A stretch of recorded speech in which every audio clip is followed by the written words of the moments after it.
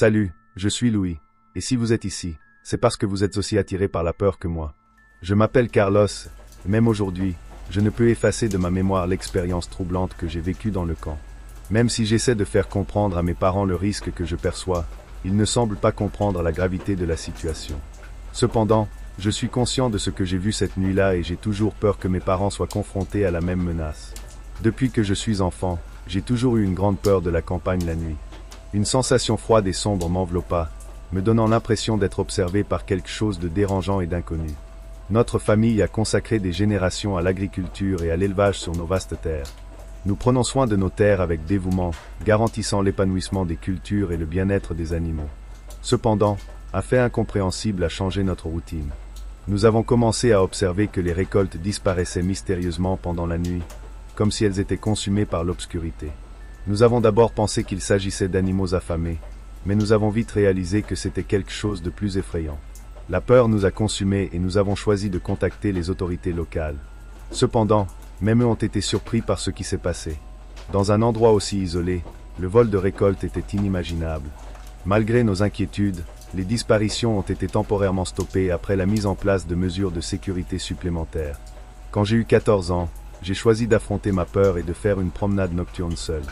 Je voulais montrer mon courage et protéger ma famille. Cependant, à mesure que je m'enfonçais dans les ténèbres, un sentiment de répression m'a consumé. Le silence régnait dans la nuit, percé par le bruissement des récoltes et le murmure du vent. Soudain, j'ai remarqué une silhouette au loin. Il ressemblait à un chien, mais plus gros, et se tenait sur ses pattes arrière, me regardant avec des yeux brillants. Mon cœur battait à tout rompre dans ma poitrine et la peur m'a arrêté. J'ai essayé d'éclairer la silhouette avec ma lampe de poche, mais en un instant l'être vivant s'est retourné à quatre pattes et s'est caché dans l'ombre. J'ai crié à l'aide et j'ai couru vers ma maison. Mes parents, surveillés par des caméras de surveillance, sont rapidement venus à mon secours, mais leur confiance était palpable. Même si j'ai essayé d'expliquer ce qui s'était passé, ils n'ont pas pu comprendre l'intensité de la peur que je ressentais. Après cet événement, les disparitions ont cessé dans le camp et la vie est revenue à la normale. Je me préparais à quitter la maison et à aller à l'université, mais avant de partir, j'ai choisi de faire une dernière promenade nocturne. En marchant dans le champ dans l'obscurité, la lune éclairait à peine le sol et le vent murmurait entre les récoltes. Soudain, le personnage réapparut. Le grand être ressemblant à un chien se dressa sur ses pattes arrière, émettant un hurlement guttural qui me réchauffa le sang. Mon corps était inondé de peur, et lorsque j'ai essayé de l'éclairer, la créature a de nouveau disparu dans l'obscurité, ne laissant qu'un écho de son existence dans la nuit. Je suis rentré chez moi, inquiet de protéger mes parents. En examinant les images de sécurité, je n'ai trouvé aucune preuve de ce qui s'était passé. Malgré mes efforts pour leur expliquer, mes parents n'arrivaient pas à comprendre la gravité de la situation. Pendant mon parcours universitaire, la crainte de la protection de mes parents est restée au fond de mon esprit. Ils craignaient qu'ils ne rencontrent la même entité lors des nuits rurales et que leur sécurité soit menacée lors des patrouilles nocturnes. Le souvenir de cet être, assis de manière menaçante dans l'obscurité, me hantrait longtemps. Depuis que je suis enfant, je suis fasciné par la vie rurale. L'air frais, l'odeur de la terre humide et l'environnement paisible ont toujours eu pour moi un charme inexplicable. Sans surprise, ayant eu l'occasion de passer un été dans la ferme de mes grands-parents, j'ai accepté cette activité avec ferveur. Ce que j'ai vécu dans cet endroit était bien plus que ce que j'imaginais. La ferme de mes grands-parents était située dans la partie la plus élevée de la chaîne de montagnes, entourée de vastes étendues de champs d'un vert profond et de forêts luxuriantes. L'écho des grillons dans la nuit et le parfum des fleurs sauvages sont devenus la mélodie de mes journées. De l'aube jusqu'à la nuit, j'étais impliqué dans les activités agricoles, collaborant aux travaux agricoles et prenant soin des animaux. Cependant, il semblait que quelque chose était toujours en mouvement dans les champs, au-delà de la routine quotidienne à la ferme. Dès le premier jour, j'ai entendu des conversations parmi les habitants au sujet d'un esprit énigmatique errant dans les environs.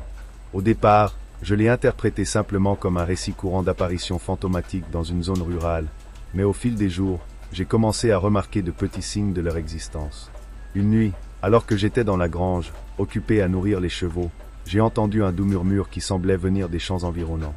J'ai d'abord attribué cela au vent qui soufflait dans les arbres, mais j'ai vite compris qu'il y avait autre chose. Choisissant de découvrir la vérité, je me suis dirigé vers les plaines avec une lampe à la main. La lune brillait sur les champs lumineux, dessinant le paysage d'une lueur argentée. À mesure qu'il avançait entre les rangées de maïs, le murmure devenait plus fort, devenant un gémissement assourdissant qui semblait troubler le silence de la nuit.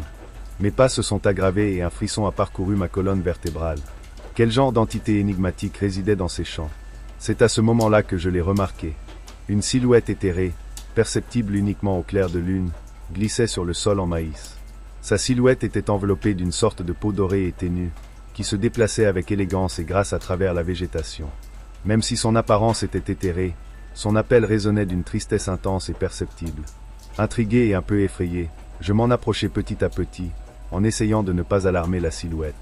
En me rapprochant, j'ai pu identifier des caractéristiques humaines dans sa silhouette. Un long costume qui reflétait la brise nocturne et un visage pâle qui exprimait l'angoisse. Ses yeux, pleins d'une souffrance inévitable, m'observaient avec une profonde intensité. « Qui es-tu » ai-je demandé silencieusement, essayant de ne pas déranger sa présence. La silhouette s'est arrêtée et, pendant un instant, a semblé prendre mes paroles en considération. Puis, avec un soupir désolé, il disparut peu à peu, ne laissant qu'un doux écho qui se dissipa dans la nuit. Puis je suis arrivé à la ferme, surpris par ce que j'avais observé.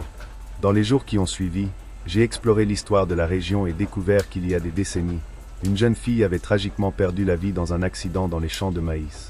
Selon la légende locale, son esprit se déplaçait toujours parmi les plantations, déplorant son sort et cherchant la tranquillité dans l'au-delà. Après cette rencontre, ma présence dans la ferme de mes grands-parents s'est transformée. J'ai acquis le courage de respecter l'existence de l'incertitude et d'apprécier les histoires qui transcendent les générations.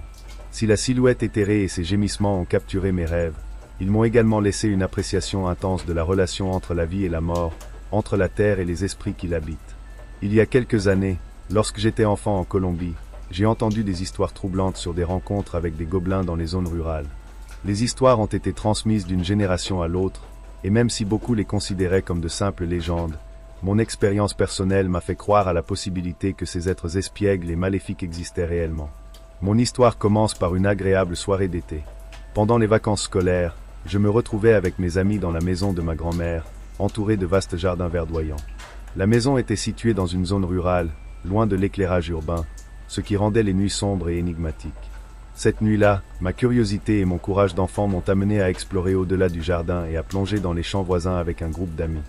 Lors de notre promenade à travers les champs, les légendes que nous entendions sur les gobelins tourmentaient nos idées.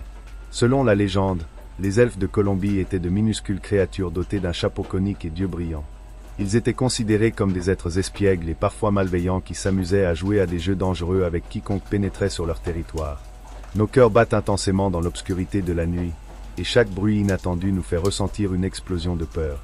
Au fur et à mesure que nous avancions, nous avons commencé à entendre des petits rires et des murmures venant de loin. Ces bruits nous rendaient encore plus agités, mais nous avons choisi de continuer à chercher des émotions. Soudain, un rayon de lumière éclaira le chemin devant nous. Nous sommes restés immobiles et avons regardé avec étonnement un petit être vêtu d'un chapeau pointu apparaître vers nous. Ses yeux brillaient comme deux étoiles dans l'obscurité. Il était charmant, cela ne faisait aucun doute.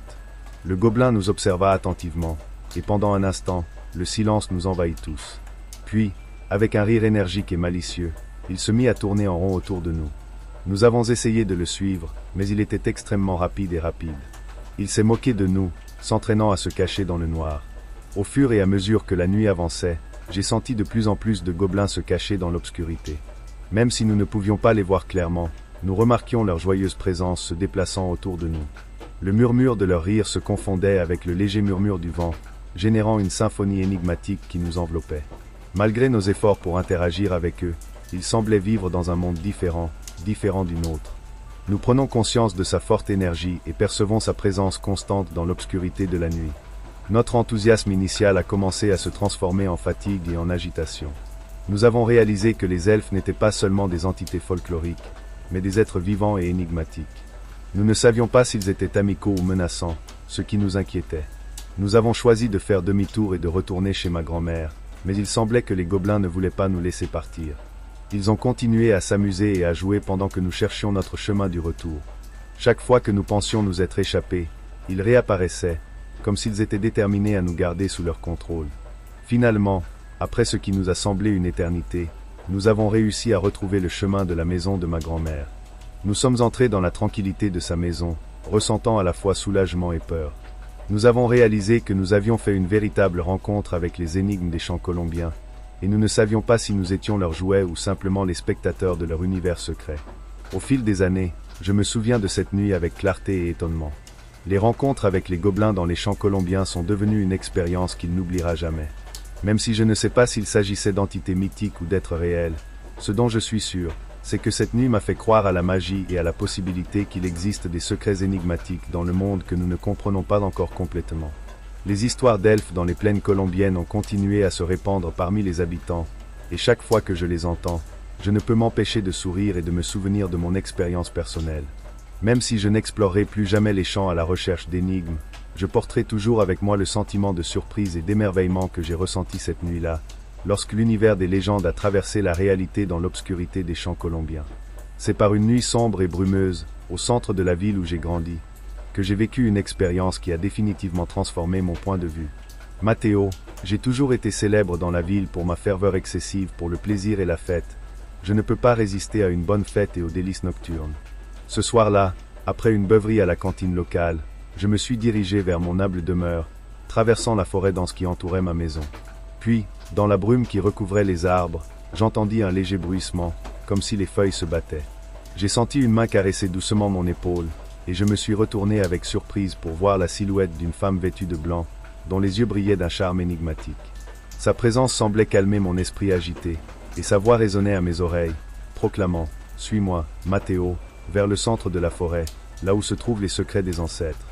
Malgré mes incertitudes et mon état d'euphorie, j'ai choisi de poursuivre cette mystérieuse femme dans la nuit noire.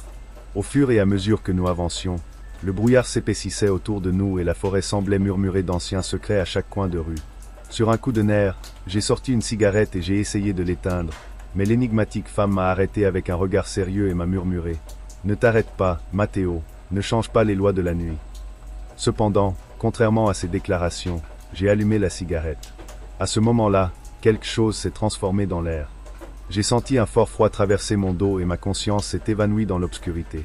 Je me suis réveillé au lit, avec des sueurs froides, avec la sensation constante d'avoir été sous l'emprise d'une force obscure et énigmatique. Depuis cette nuit, mon lien avec la vie nocturne a subi une transformation radicale. J'ai évité les boissons alcoolisées et les célébrations, devenant un fervent partisan des avertissements des habitants plus âgés sur les risques de se laisser tenter par les charmes de la nuit. L'histoire de cette femme énigmatique est devenue un souvenir permanent des frontières floues entre la réalité et l'ombre qui échappe à notre perception. Chaque fois que le brouillard traversait les arbres, je me souvenais de l'avertissement de cette nuit et je me sentais heureux d'avoir échappé à son étreinte.